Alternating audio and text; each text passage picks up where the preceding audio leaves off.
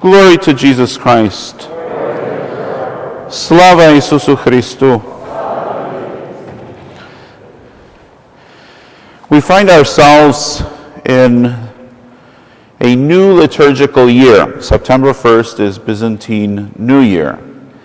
And literally, liturgically, we begin with the most important aspects and parts of our salvation. Firstly, we begin with the feast of the Nativity of the Mother of God, which is the beginning of God's plan for the incarnation of his Son, Jesus Christ, unfolding. And then we come to this feast of the Holy Cross.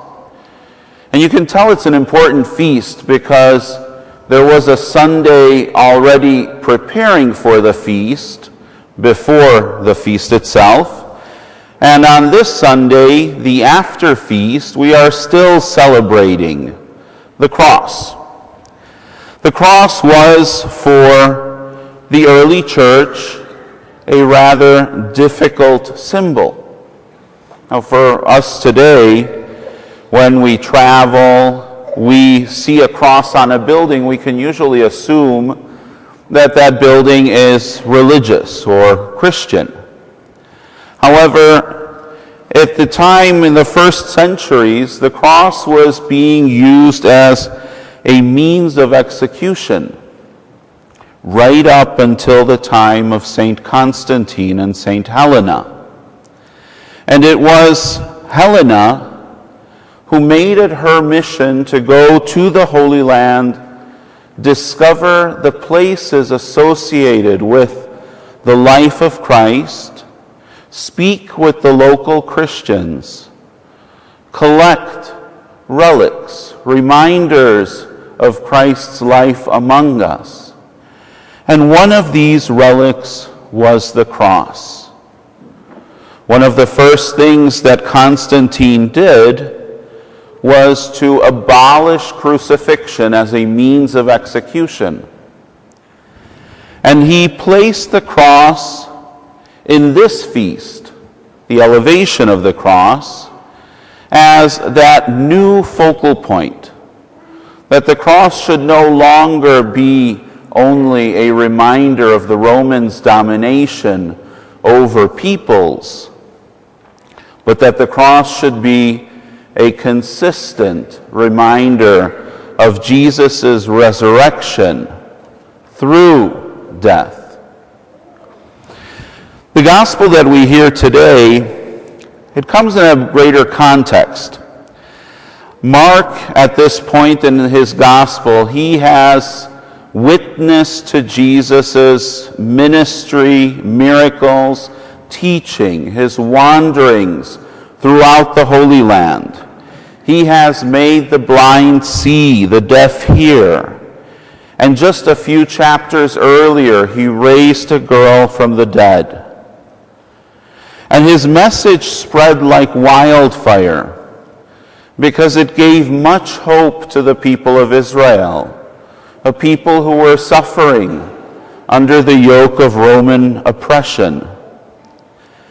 And so we come to this gospel reading, and there is a short conversation that takes place before the gospel that we heard today. And Jesus addresses his disciples as they are traveling to the city of Caesarea Philippi. Jesus turns to his disciples and he asks them, "Who do people say I am?" Of course, he wants to know if his message is truly making an impact. And the disciples tell him what they've heard. They say, some say John the Baptist, others say Elijah, and still others say you are one of the prophets. Now that's good news for Jesus, because this is exactly the vein of teaching that he is emphasizing. And so as he goes, He knows that he is making an impact. And the people are not just seeing him as another revolutionary who might lead them against the Romans. But then Jesus asks the disciples, "Who do you say that I am?" And Peter, who very often answers quickly and without thinking, he answers the question and says, "You are the Christ." And Christ, the word Christos, means the Messiah, the Anointed One. And Peter makes this grandiose statement without even realizing the importance of what he has said. What he has said and professed is that Jesus is the one who the people of Israel have been waiting for.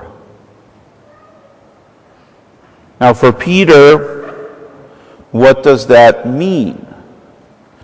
Well, the meaning may be a little bit more convoluted, because Peter may very well think that Jesus will lead the people of Israel against the Romans.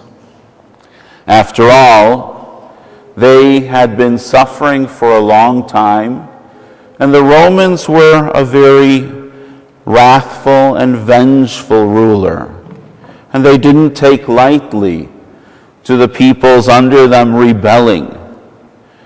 And so there was a hope that perhaps this Anointed One, this Messiah, could lead them to a peaceful era where they might have their own nation, their own kingdom. And this is where Jesus says something that really hits them right in the heart.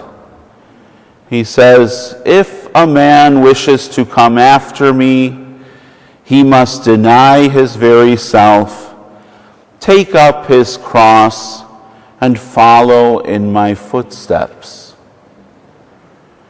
And this phrase, for the apostles, this phrase was, I'm sure, a bit baffling.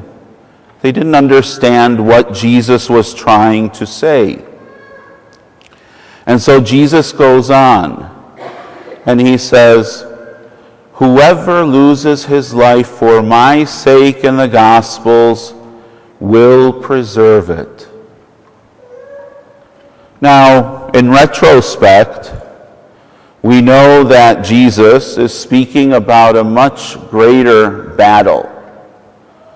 That although nationhood and independence was very important for the people of Israel, freedom from the yoke of Roman oppression was very important for them, nonetheless, there was one battle that all humankind would always lose, and that was death.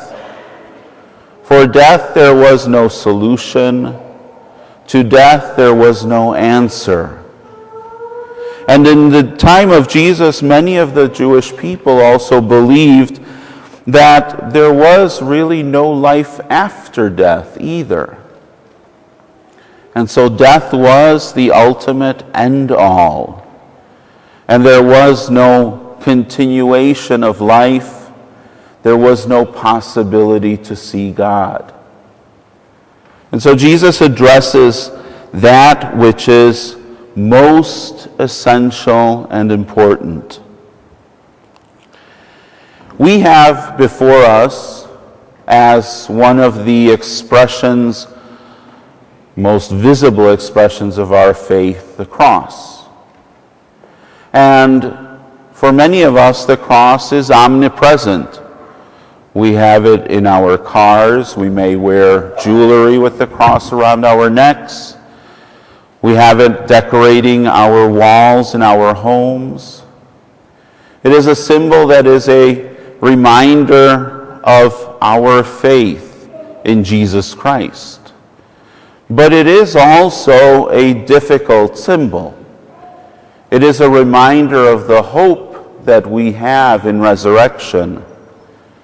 And the cross is this symbol. It is the trophy. It is the evidence of Jesus' resurrection. And just as he rose from the dead, he promises that to each one of us. And there are, we live in a country where we are blessed. We can worship and pray, and we can profess our faith. We can gather around the cross. But there are many Christians around the world who don't have that opportunity. There are buildings in Pakistan that are bombed because they have a cross, even discreetly placed, and yet they become a target. There are Christians in Egypt who, after they are baptized, they have a little tattoo that is put on their wrist discreetly. And in the last years, mobs of fanatics have broken into Christian neighborhoods and homes looking for that mark as a telltale sign of who is a Christian and who should be targeted. So for many Christians, the cross is still a reminder of suffering. It is a reminder and a threat of death. But for them, it is also a symbol of their hope of resurrection, their hope of victory. And for us today, as we celebrate this feast, let this symbol never be taken for granted. May the cross always be a reminder and a challenge to celebrate our faith, to express what we believe, and also let it be a consolation for us as we go through our daily struggles and battles, as we come face to face with death, that we as the people of Christ, the people of God, we have hope. We know that the promise of Christ will be fulfilled for each one of us, and indeed has already been fulfilled for many of our brothers and sisters. The cross is that reminder of victory, and that cross is what we carry as our trophy into the battle. In the name of the Father, and of the Son, and of the Holy Spirit.